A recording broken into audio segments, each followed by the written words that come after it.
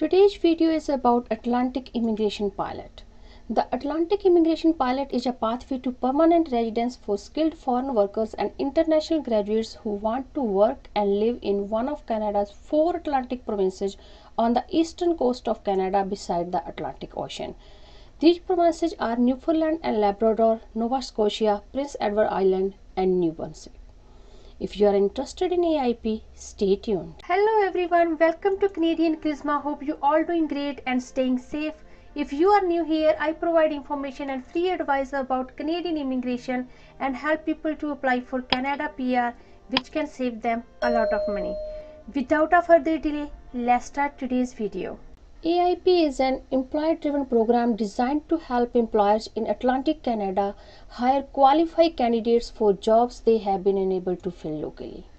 To immigrate to Atlantic Canada through the pilot, you must be a recent graduate of publicly funded institution in Atlantic Canada or a skilled worker can be living abroad or already be in Canada temporarily who meet the program requirements. AIP has 3 different programs. First one is Atlantic International Graduate Program, Atlantic High Skilled Program, Atlantic Intermediate Skilled Program. A candidate may qualify for more than one program, but he or she can only apply through one. Steps to apply for AIP. There are 3 steps to apply for all AIP programs. First one, find out the eligibility. Second one, get a job offer. And third one, submit the applications. Let's start with first step, find out the eligibility. There are 4 eligibility criteria: work experience, education, language testing, and proof of fund. Work experience for international graduate program. Work experience is not required for international graduates hired through the Atlantic Immigration Pilot. Means if you have completed your graduation from one of the Atlantic province, you do not need work experience to be qualified for this program. But candidate must have lived and studied in one of the Atlantic provinces to be eligible to apply for the Atlantic International Graduate Program. Work experience for high skilled program. In last 3 years, you must have worked at least 1,560 hours. You are working 30 hours per week. So you can work more than 30, like 35, 40, 45, 50 hours, but they will count only 30 hours per week towards your work experience, towards your 1,560 hours. To calculate your hours, you must have been paid for these hours. Volunteering or unpaid internship or self-employment don't count towards your work experience. This work must have been at National Occupational Classification Skill Type 0A or B. The hours must be in one occupation, but they can be with different employers. These working hours can be inside or outside Canada. The hours must have been accumulated over a period of at least 12 months, means 52 weeks. You can count all hours worked in part-time and full-time work. So if you are working with different employers, part-time or full-time, doesn't matter, you should have 1,560 hours in minimum 12 months, not less than 12 months. You can have more hours, but you can only count 30 hours a week, which means 1,560 hours in 52 weeks. Work experience for intermediate skilled program. In the past 3 years, you must have worked at least 1,560 hours. You were working 30 hours per week. These are the same last one. To accumulate your hours, you must have been paid for these hours. Volunteer or unpaid internship or self-employment don't count towards that. And you can use work experience to qualify for the Atlantic Intermediate Skilled Program in 2 different ways. First one is you have work experience at National Occupational Classification Skill Level C. NOC Skill Level C is a type of job that usually require a secondary school education and or job specific training such as industrial butchers, long haul truck drivers, food and beverage servers. Option 2. You have work experience as one of the following: as a registered nurse or registered psychiatric nurse, NOC skill level A3012, as a licensed practical nurse, NOC skill level B3233. You also have one of the following job offers: a nurse aide, orderly or patient services associate, NOC skill level C3413, a home support worker, NOC skill level C4412. The next eligibility criteria is education, and let's start with international graduate program. The candidate must have lived in Atlantic province for at least 16 months in the 2 years before getting your degree, diploma or credential. The candidate must meet the following education requirements. You must have at least 2-year degree, diploma, certificate or trade or apprenticeship credential from a recognized publicly funded institution in an Atlantic province.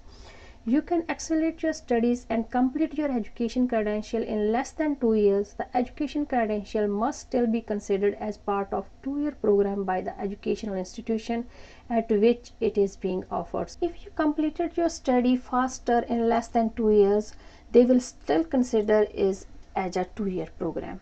You must have been a full-time student for entire duration of your study. You had the visa or permit you needed to work, study or train in Canada. But the entire 2-year program education credential must be obtained from a single institution and must have been obtained within 24 months of the date of the application for permanent residence. The candidate study or training program cannot be either English or French second language course for more than half the length of the program.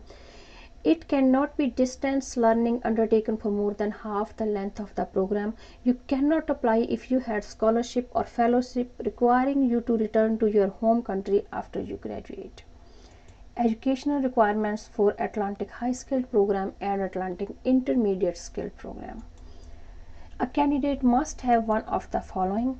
You must have a secondary school or post-secondary certification, diploma or degree from a recognized institution, a foreign degree, diploma or certificate equal to a Canadian credential. You need an educational credential assessment report from a recognized organization to show your credential is valid and equal to a Canadian credential. If you already have an ACA report, it must be less than 5-year-old when we receive your permanent residence application. The next eligibility criteria is language testing. For all the 3 programs, the candidate must have to take a language test to show that they can communicate in English or French. The test result must be less than 2-year-old. The candidate need to have a CLB 4 for English and CLC 4 for French or higher for all abilities: writing, reading, listening and speaking. There is a note: even though you were educated in Canada, I repeat, even though you were educated in Canada, you must take one of the language tests to prove your language ability. There is a table to find the minimum score you need on each ability. Your score must be equal or greater to the values below. So you go through this table. If you are going for IELTS, CELPIP and these tests, just check your score here. So these are very minimum scores, and in this program there's nothing like that. If you get more score, you will get more points for that. So if you can't get more score, you can be still eligible for this program by minimum CLB 4. The next eligibility criteria is proof of fund. For all the 3 programs, you need to have enough money to support yourself and your family when you get to Canada. The amount you need depends on the size of your family. The size of your family also include anyone you support who isn't immigrate with you. So if you and your spouse and your kids, they are dependent on you, then you need to count them as well. Even though they are coming to Canada or not, you need to show the proof of fund for all the family members, your spouse and children. But if you are already living and working in Canada with a valid work permit, you do not need to show this proof of fund. So here is a table where you can find that according to your family size how much fund you are required, but these amounts get updated every year. They change them every year. So if you are alone, you do not have your spouse and kids, you need only $3,240. If you and your spouse, $4,034. And if you have one kid, family of 3, $4,959. So you can check here required fund according to your family size. These funds could be in the form of cash, documents that show property and capital payable to you such as stock, bonds, treasury bills, etc. Documents that guarantee payment of a set amount of money which are payable to you such as banker's draft, checks, travels checks or money orders. You can bring as much as money you want. But the Canadian custom regulation requires you to declare if you are bringing more than 10,000 Canadian dollars into Canada. If you don't tell them, you may be fined and your funds could be seized. So this $10,000 is per person. Like if you are family of 2, you can bring 20,000, 10,000 per person. If you are family of 3, you can bring 30,000, 10,000 per person again. Step number 2, get a job offer. Most of the job offer requirements are same for all the 3 programs. The only difference is in NOC code and the period of your job contract. Let's start with the requirements which are same for all the 3 programs. The candidate must have a job offer that meets all the following requirements. The job offer was made using the offer of employment to a foreign national on IMM 5650 form. Means your employer need to fill and sign this form in order to make a job offer to you.